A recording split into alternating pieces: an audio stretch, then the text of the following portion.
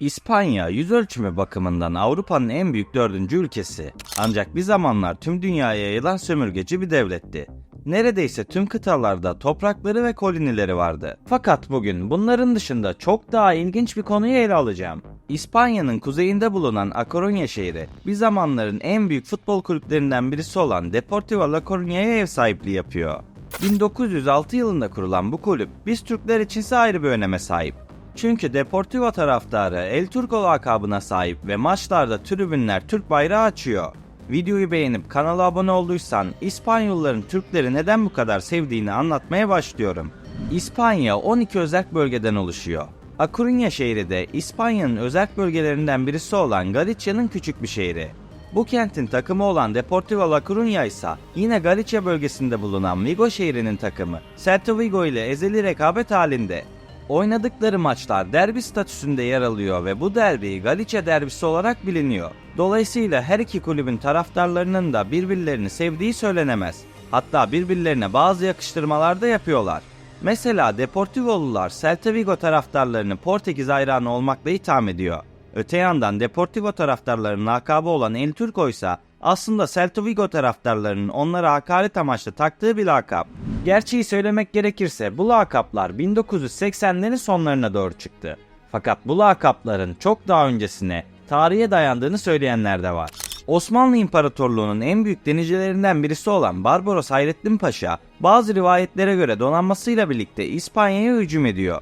Bu sırada A Coruña şehrinin gençleri ona yardımcı oluyor. Bu durum Galicia bölgesinde bulunan komşu şehir Vigo halkının kulağına gidiyor ve burada yaşayan insanlar bu yardımlaşmadan duydukları memnuniyetsizliği dile getiriyor.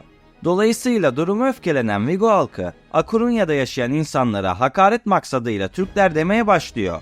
Ancak El Turco yakıştırması Deportivolu taraftarlarca kabul görünce işler tersine dönüyor. La Coruñalılar Vigo taraftarlarına Türkler gibi güçlü şeklinde göndermeler yaptıktan sonra onlara karşı kendi sahalarında oynadıkları maçlarda dev Türk bayrakları açmaya başladılar. Hatta kulübün eski basın danışmanı Rafael Carpacha, TRT Avaz'a yaptığı röportajda Türk bayrağı ile ilgili sorulan soruya şu şekilde cevap veriyor. Maç sırasında Türk bayrağı açmak bizim için çok sıradan bir durum. Maçın en ateşli dakikalarında Los Turcos tribünlerinde Türk bayrağı açılıyor.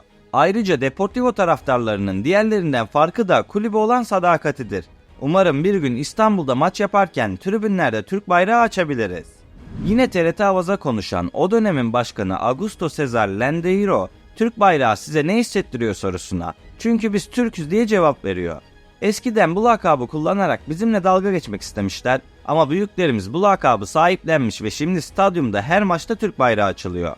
Ayrıca bizim İspanyol merkez yönetimiyle çok fazla anlaştığımız söylenemez. Sonuçta biz kendimizi İspanyol olarak değil, Türk olarak görüyoruz. Şu metni seslendirirken bile insanın tüyleri kabarıyor. Bu adamların bu şekilde konuşması hem çok ilginç hem de gurur okşayıcı. Bu yüzden bir an önce 100.000 olmak ve Deportivo Stadyumunda maç izleyip bu atmosferi tatmak istiyorum.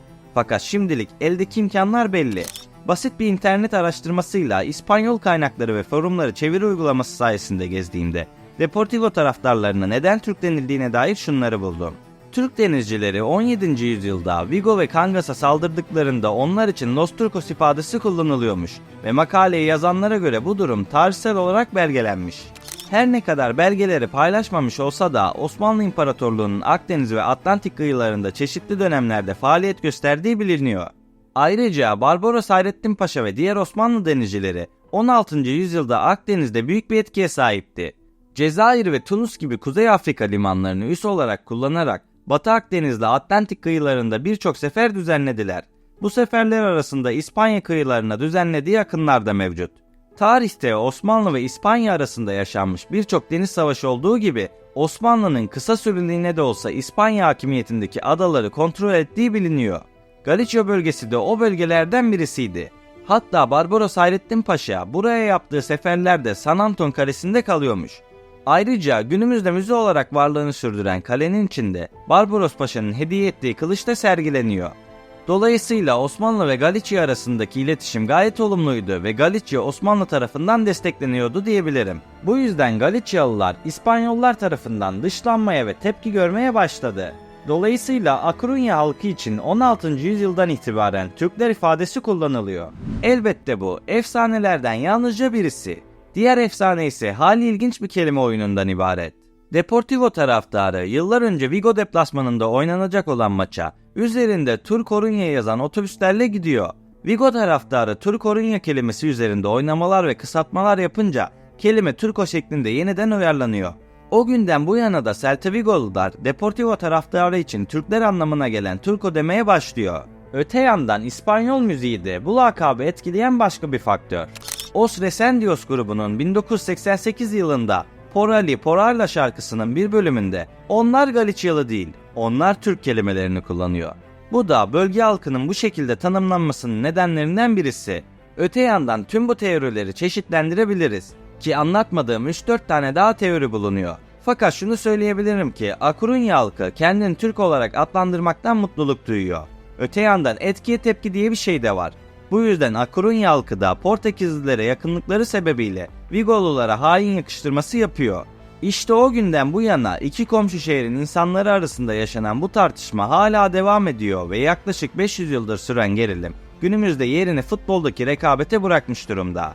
Aslında teknik olarak son yıllarda bu da mümkün değil.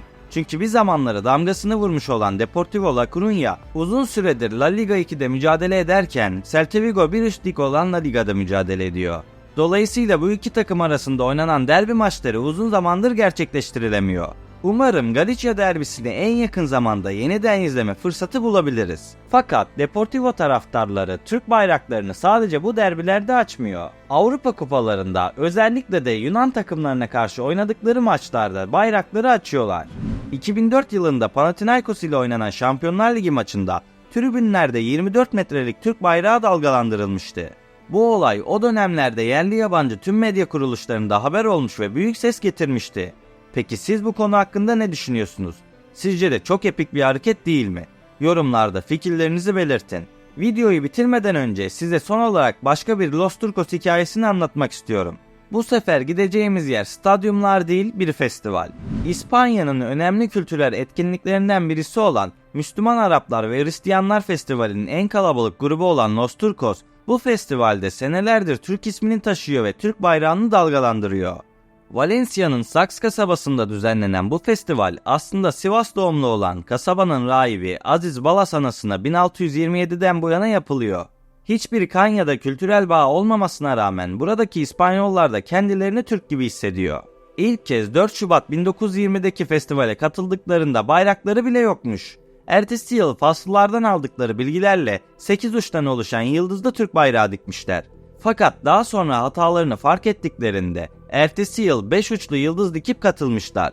İşte bu insanların torunları günümüzde festivallere katılmaya devam ediyor ve Türk bayrağı taşımanın kendileri için gurur kaynağı olduğunu dile getiriyorlar. Festival sırasında kasabadaki tüm balkonlar Türk bayraklarıyla dolduruluyor. Velhasıl Türkiye'den çok uzakta olan bu topraklarda yüzyıllar öncesine kadar uzanan Türk sevgisi günümüzde bile varlığını sürdürüyor. Gerek İspanya'nın en kuzeybatısındaki A Coruña, gerekse İspanya'nın en güneydoğusundaki Valencia şehirlerinde olsun, Türk bayrağı kendisine bir şekilde göklerde yer buluyor. Umarım bir gün hem Deportivo maçını canlı gözle izlemek hem de Valencia'daki festivallere katılmak içimizden birilerine nasip olur. Açıkçası ben oraya gidip bunları videolaştırmak istiyorum ve kelimelerin, sözlerin güçlerine inanıyorum. Bunu söylersem gerçekleşeceğini de biliyorum. İnanın çok yakında oraya gideceğim. Beni buraya kadar dinlediğiniz için teşekkür ederim. 100.000 yolunda destek olmak istersen kanala abone olabilir ve videoyu beğenebilirsin. Bir sonraki videoda görüşmek üzere. Kendinize iyi bakın, sağlıkla ve barışla kalın.